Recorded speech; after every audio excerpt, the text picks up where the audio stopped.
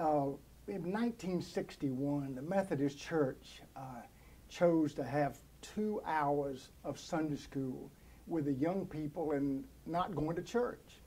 So we started out with the idea of having to have 2 hours of Sunday school. And how are you going to fill up 2 hours of Sunday school? Well, we had guest speakers, we had entertainment, we had the devotions, we had a lot of things. Then lo and behold, about 4 years later, they decided that they were going to go back to the 1 hour Sunday school. So what we've done since 1961, we've compressed 2 hours of activities into 1 hour of activities. And the Joy class came up because one of our young people said, why don't we call ourselves the Joy class? Actually, it was Terry Rhodes, who is now the head of the program of music at Chapel Hill. And Terry said, let's be the Joy class. We'll have Jesus first in our lives, others second in our lives, and yourself last. So that was a perfect way. But we're basically a Sunday school class that compresses a lot of activities in an hour for our young people.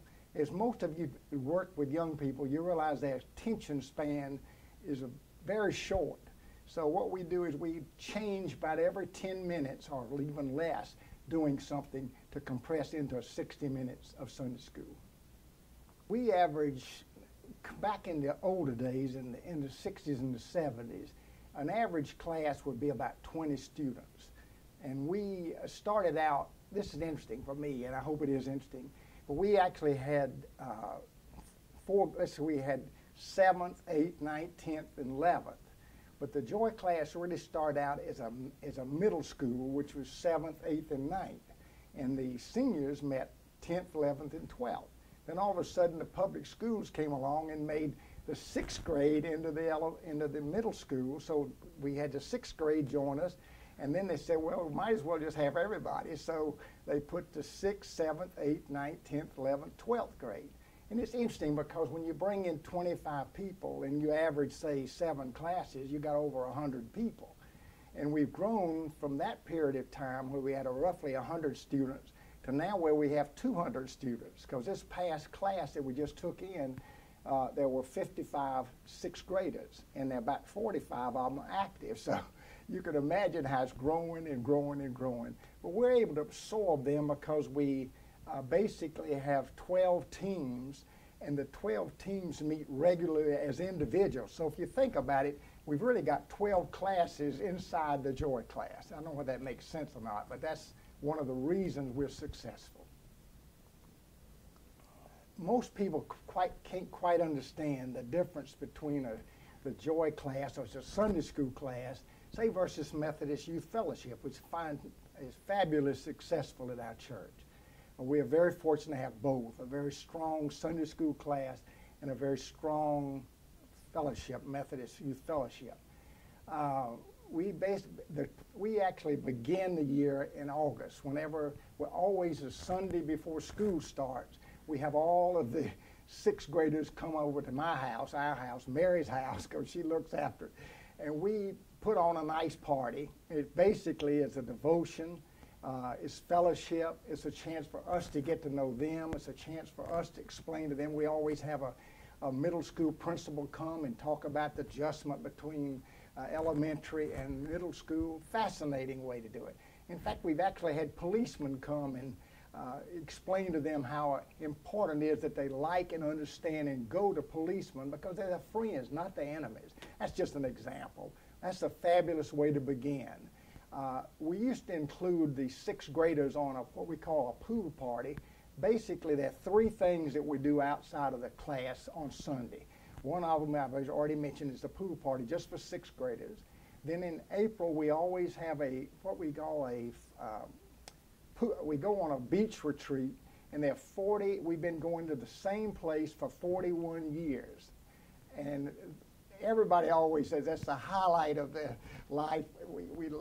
We have a great, fantastic time. We spend 50 hours with the young people. We usually have about 120 that go because we have to limit it based upon the able to get them down there. The 6th graders are not currently invited because that makes it easier for us to modify the numbers. We've been going to a place called Spring Maid Beach for 41 years, the same place I mentioned earlier. We have a great, great time, but you only get about 10 hours sleep. And that's one of the negatives, but that's just sort of the way young people are. We have to stay up with them, we love them, and we care for them. And the other thing outside the Sunday school class, we have a floating party, which we've been doing that for about 50 years. And we always do that in January to kind of give us a break between the time. That's somewhere where we go out and we may have as many as 200 people go to different homes and have supper. We have devotions. We play games at Daniels Middle School. We have a great time. That's called a floating party. Very, very successful. But it's good to mention because those are the three things we do outside of the class.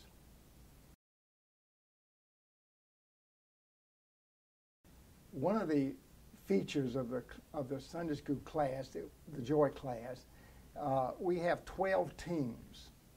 And that means once every 12 weeks, they have a service team, so they're totally devoted to serving. And on that particular day, they're in charge of all the service in the Sunday school class, of getting us started, having entertainment. And then in addition to that, we have an in crowd, the people that are in our church that are not able to come to church. And we have about 45. So every Sunday, we usually go to visit 3 of those in crowd group. Fabulous experience, but you know who gains the most? The young people. The young people they don't realize and see people in their own homes. And you know who else loves it is whenever I go and I don't have young people with me, they say, where are the young people? So we try to encourage the young people to go with the adults to visit the in crowd. We also have adopted 3 students, 2 in Haiti and 1 in the Philippines. And these little children stay with us, and we adopt them, pay their tuition for school. Usually runs about $300 a year to have a child in Haiti or the Philippines for their education experiences. We also send them pictures. We write to them. We send them small gifts.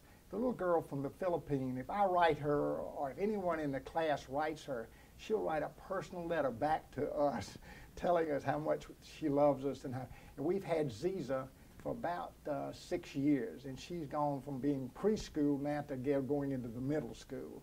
Great experience, wonderful experience. We also do other things at Christmas time. Each team has a service project that they do. So we have 12 service projects. They probably affect, our particular team goes down and does pies for the Salvation Army. That's the type of thing we do. I love to take pictures. I just got back from Grand Canyon for my wedding anniversary and took lots of pictures, and we're going to enter them in the state fair, but that's a side point. People take pictures and put them on all different types of activities now, like Facebook and different activities. But with the camera, you can take pictures and I print everything. And they always tease me about owning half the company, but I do a lot of pictures, and we send those pictures to the people, especially the in crowd, for example. They love to get their pictures with young people. We take pictures of just about everything you can imagine. When everybody has a birthday, we take the pictures and send them to them. It's probably one of the few times that young people really actually physically get a picture to do something with. I go to their homes a lot of time on the floating party, and they look at the refrigerator, and half the pictures on there are the pictures that I took or the Sunday school class sent them. I feel like it's extremely important. We've got a photographic experience since 1976.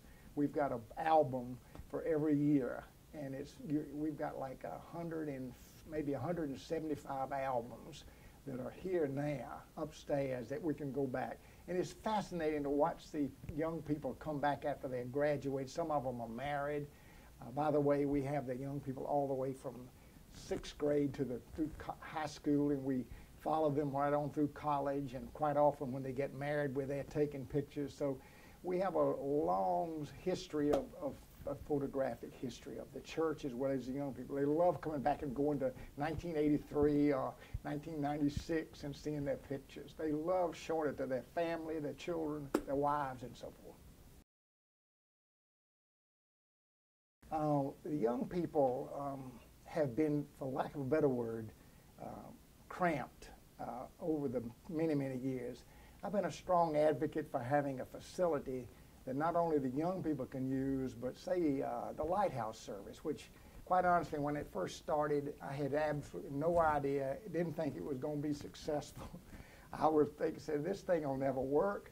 Now you go down there and they got hundreds of people in the room. There's not enough room for them. It's not an appropriate type of arrangement for us. And we are contemplating building a building. We've already got the architectural background to where we can have an addition that meets all the qualifications of the city of Raleigh. We're able to manage to do it, and we really, really, really need that facility for not only for the young people to have a place that we don't have to go to Daniel's, we can have an activity room. We have a place for the lighthouse service. We have a place for plays that we love the plays that we have here.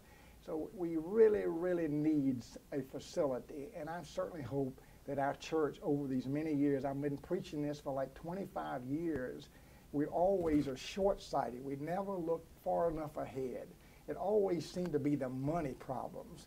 But doggone, this church can raise it if we put our minds to it. We've got great people, and I feel that we can handle that facility. I just hope and pray before I'm gone from this earth that I'll see that built. Hoping, hoping, hoping.